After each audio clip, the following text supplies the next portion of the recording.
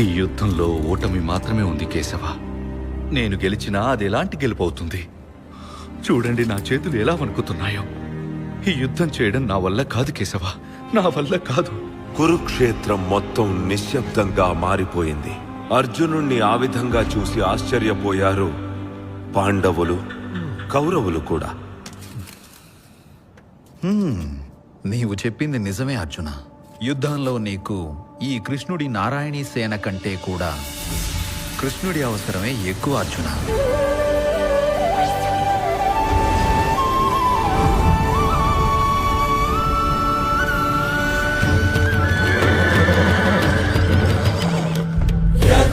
సంహరతే చాయం కూర్మోంగనీవ సర్వశః ఇంద్రియాణింద్రియార్థేభ్యస్ తస్య ప్రజ్ఞా ప్రతిష్ఠితా సుఖదుఃఖే సమే చిత్తా లాభాలాభౌ జయాజయౌ తతో యుద్ధాయ యుజ్యస్వ నైవం పాపమవాప్స్యసి. ఏమిటి స్వామి మీ ఈ రూపం? దైవము మీరే, దానవులు మీరే. ఒక క్షణం అంతులేని గాఢాంధకారం అలుముకొని ఉంది. మరుక్షణం ఏమీ అర్థం కాని కోటి సూర్యుల ప్రకాశం. నాకేమీ అవగతం కావడం లేదు. ఇది అసలు ఎటువంటి మాయ మాధవ? ఇందులో దాగి ఉన్న ఆంతర్యమేమిటి? అది ఆత్మ పార్థ, ఆత్మ.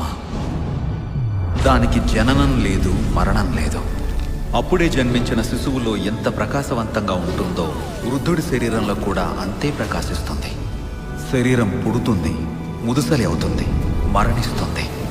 కానీ ఈ జ్వాల ఎప్పటికీ ఆరిపోదు. అందుకే ఆత్మ అచరం, అమరం, జన్మించినది, నాశనం కానిది. ఈ వెలిగే మనకు ధర్మ మార్గాన్ని చూపిస్తుంది. కేశవ, ధర్మ మార్గం అంటే ఏమిటి? యుద్ధం పార్థ, యుద్ధం. అంటే నా పరిజనులు, మిత్రుల రక్తపాతమా కేశవ? అది ధర్మ మార్గం ఎలా అవుతుంది మాధవ? మిత్రుల ఎవరు? నాశనమయ్యే శరీరమా, లేక మీరు చూడలేని, తెలుసుకోలేని అమరాత్మల? పార్థ, ఇక్కడెవరు మిత్రులు కారు, శత్రువులు కారు. అందరిలోనూ ఒకే వెలుగు ప్రకాశిస్తుంది. అదే నీలోనూ జ్వలిస్తుంది. నాశనం లేని ఆత్మ. నీ గాంధీవాన్ని అందుకో అర్జున. ఈ ప్రాపంచిక బంధాలను దాటి చూడు. నీకు నీ మార్గం గోచరిస్తుంది. నాకైతే కేవలం మృత్యువే కనిపిస్తోంది వాసుదేవ కృష్ణ. అసంఖ్యాకమైన మృతదేహాలు. నా చేతులతో నా కుటుంబ సభ్యుల మరణమా? ఏ కుటుంబం పార్థ, ఏ పరివారం అయితే నిన్ను, నీ సోదరుల్ని భస్మం అవ్వడానికి లాక్షాగృహానికి పంపించినదో ఆ పరివారమా? లేదా ఏ పరివారం అయితే మిమ్మల్ని 13 ఏళ్లు వనవాసానికి పంపిందో ఆ పరివారమా? లేదా ఈ యుద్ధాన్ని ఆపడానికి దుర్యోధనుణ్ణి 5 గ్రామాలు ఇవ్వమని ఒప్పించలేని ఆ పరివారమా?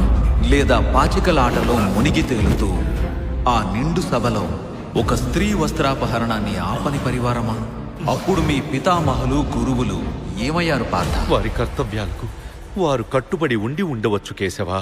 సరిగ్గా అలాగే నీవు కూడా నీ కర్తవ్యానికి కట్టుబడి ఉండు. ఈ నిగూఢమైన మాటలు నాకు ఏమాత్రం అర్థం కానివి కేశవా. ఈ యుద్ధంలో నా కుటుంబము, బంధువులు తప్ప ఇంకేమీ నేను చూడలేకపోతున్నాను పరమాత్మ. మీరు చెబుతున్నది పరమ సత్యమని నాకు తెలుస్తోంది. కానీ సత్యాన్ని చూడదలుచుకున్నావా అర్జున? అయితే చూడు.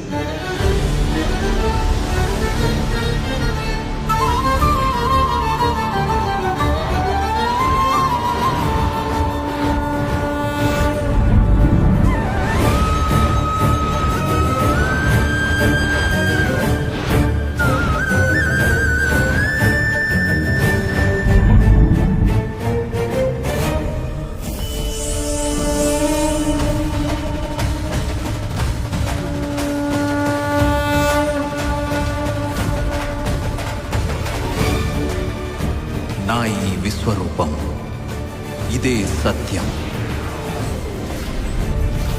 ఈ బ్రహ్మాండం, గ్రహాలు, నక్షత్రాలు సమస్తం నేనే.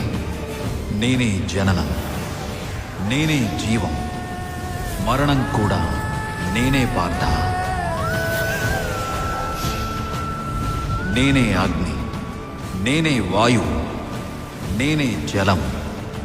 ఈ పృథ్వీ, ఈ పృథ్వీపై ఉన్న ప్రతి జీవి, జడము, చైతన్యము సర్వం నేనే. ధర్మం నేనే, అధర్మం కూడా నేనే. నీవు ధరించిన ధనస్సును నేనే, సంధించే బాణము నేనే. ధర్మాధర్మాల సమతుల్యతను కాపాడే క్రమంలో నీవు కేవలం నిమిత్త మాత్రుడివి అర్జున. ఎందుకంటే ఈ యుద్ధంలో సంహరించేది నేనే, మరణించేది నేనే. ఇది నా విశ్వరూపం. ఇదే ప్రథమ సత్యం అర్జున. అలాగే అంతిమ సత్యం కూడా ఇదే. హే కృష్ణ, నిస్సందేహంగా ఇదే సత్యము. కానీ ఈ సత్యాన్ని నేను ఏ విధంగా చేరుకోగలను? విధి నిర్వర్తించు, ఆయుధం చేపట్టు. నీ ఎదురుగా నిలబడిన వారిని కాదు పార్థ, నీతో కలిసి నిలుచున్న వారిని చూడు. నీ సొంత వారైనా పోరాడక తప్పదు. ఈ యుద్ధంలో ధర్మం నీ పక్షాన ఉంది పార్థ. ఎందుకంటే నేను నీతో ఉన్నాను. లే పార్థ, ధర్మాన్ని రక్షించు. జయాపజయాల భారం నాపై వేసి నిస్వార్థంగా యుద్ధం చేయి.